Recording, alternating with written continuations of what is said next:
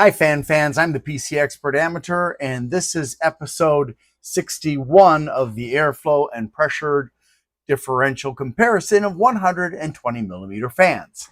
And as always, please remember this is my anemometer or airflow meter, and it has 4 decimal places for the area setting. I calibrated this against the Noctua A12-25, but unfortunately, because it only has 4 decimal places, I can't get it to be precise enough. So as the number for the airflow get larger, there's a distortion that creeps in. I'm not a mathematician. I can't figure out the equation that would correct for that or anything like that. It's beyond my ability. So I'm letting you know that it is there. The lower numbers are probably accurate. It's the big numbers that are going to be a problem. And I'm jobless and almost moneyless. So unfortunately, that's the bad news. The good news is that despite the distortion, I can still rank the fans on the airflow results. And you can see the fans sitting right over here. So let's go ahead and show you those. This one is the SXDOOL 100900. Ooh, I forgot. I broke the zipper on this thing today. All right, so as I was saying, this is the SXDOOL, sorry. And forgot the full model number, but it is something interesting.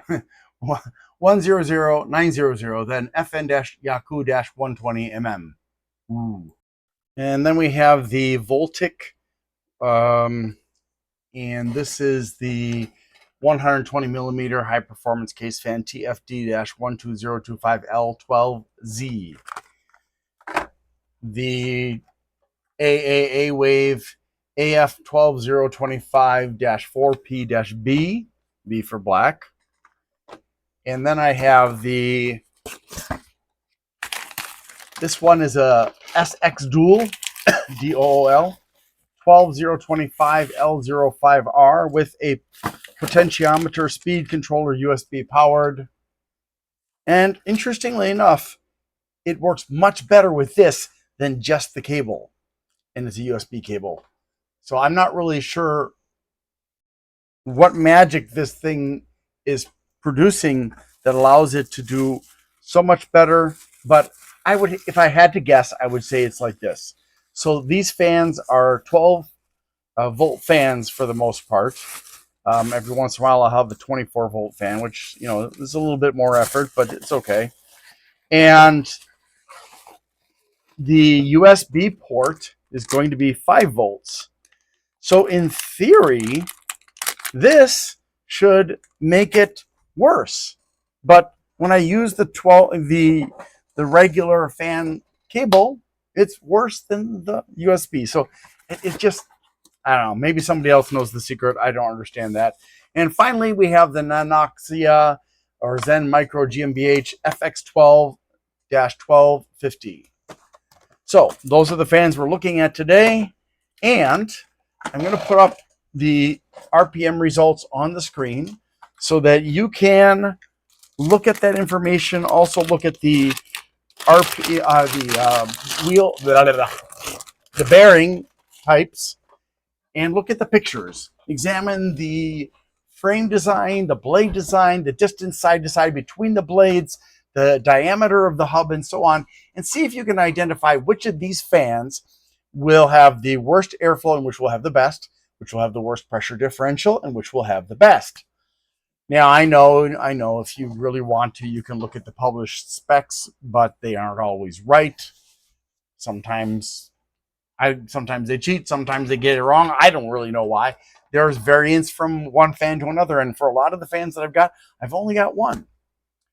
And yeah, so you'll have to forgive me for not having 3 samples, which would be nice, but it's hard to get companies to just send stuff to you when you're a small YouTuber like I am. You know, fortunately, Silverstone sends me stuff on occasion. Like right now, I've got half a dozen fans from them right there that I have to go through, ranging from 60 to 140 millimeters. But that's the only company that sends me anything as far as computer parts companies. So let me get that up on the screen for you. But when I do this, I want you to please figure that information out, your guesses, put it in the comments, save them, don't change them. This is not a competition. It's just a learning opportunity. And here we go. So the Yaku, which has a really, really long name, SZL Ongyang Feng Yuan Company Limited, rated this fan at 2000, but it came in at 1322.3. So that is definitely outside of the tolerance range for this fan. So either they sent me the wrong fan, or they lied about the specs, or it's a damaged fan. I don't know.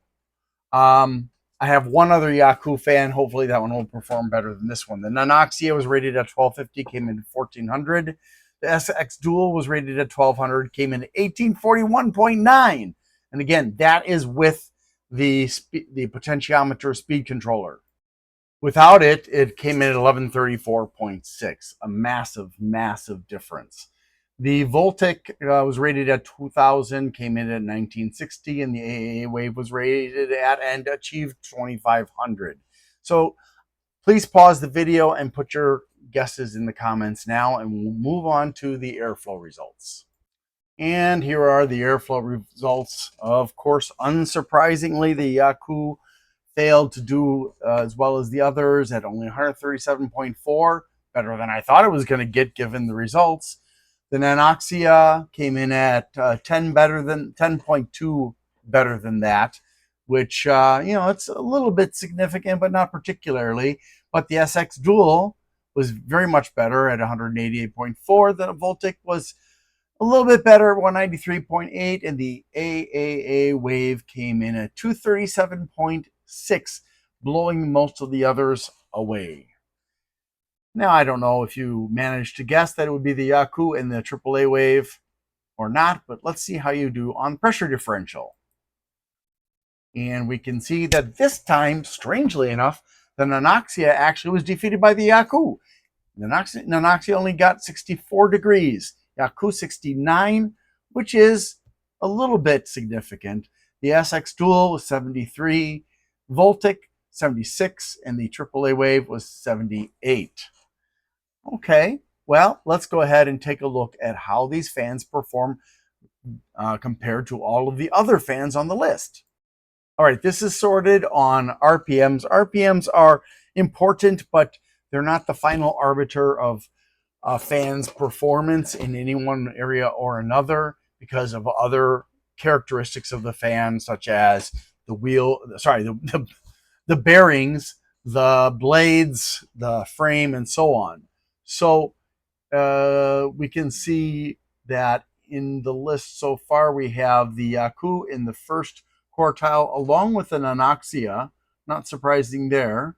And then in the second quartile, we have the SXDOOL and the Voltik, and that puts the AAAWave in the fourth quartile all by itself, which is exactly where I thought it would be for RPMs. And I'm kind of thinking it is going to, well, I'm not kind of thinking, I know it's going to be in the fourth quartile for pressure differential.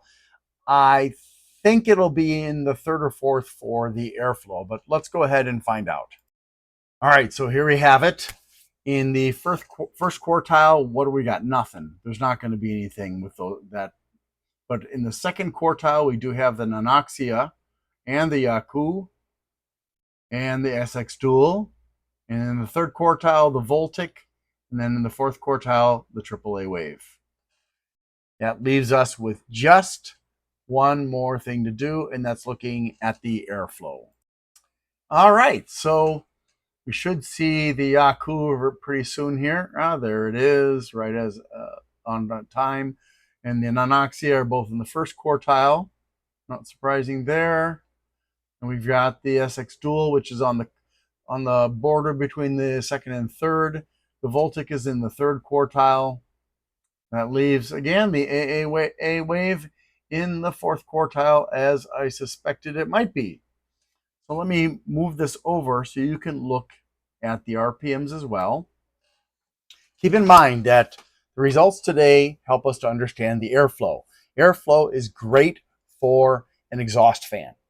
If you have high static pressure, it's also great as an intake fan. But static pressure, unless you're just shooting air through a straight tube, static pressure is important to make, because static pressure pushes the air around barriers. So like if you've got one of those panoramic tanks, which I call fish tanks, and the fans are blowing at the front glass, you have to have enough static pressure from the fans so that even when it hits the glass, it continues to move somewhere. But I'm not really fond of those kind of cases because they don't redirect the air to the side like they should, which means, yeah, it's a mess. All right. So I'm going to go through this slowly for you so you can do whatever you need to with this information, as far as maybe you're looking to see if the fan you're interested in is worth getting, or maybe you're interested in finding a fan, or maybe you're trying to identify patterns and stuff for fans. I would point out that any fan that's got at least 125, 130 CMHs of airflow is going to be above average. If you get down below that, then you're looking at slightly above average, say to about 100 or so, and then you're looking at average fans as far as airflow is concerned. So in my mind, fans should always be chosen for the performance that you need them for, not for their appearance. So please, be wise. If you want your computer to perform well and last a long time, performance fans are much more important than appearances. You can always doll up the case and the fans and stuff with paint and stickers and whatnot, but you can't make them perform better than they're designed to perform. That is it for today. I hope you'll come back tomorrow to check out episode 62. Thank you for watching, and I hope you have a great day. I need to ask for your help. Things have been challenging. Well, whose life hasn't been challenging lately? So if you can please help me out by liking, subscribing, sharing, commenting, and turning on notifications, that would be really, really super. Also, if you'd like to help me financially and you can't afford to, you can do a super thanks on my Glenn's Fast Reviews channel, or you can become a member there. Or if you prefer, you can go to patreon.com/GLENNMII and become a member there instead. Also, I'd like to give a shout out to Bleeping Computer for their support of my channel. If you need resources for computers, for getting rid of malware and learning about cybersecurity and stuff, Bleeping Computer, BLEEPING computer.com is a great resource. Thanks so much for watching and have a great day.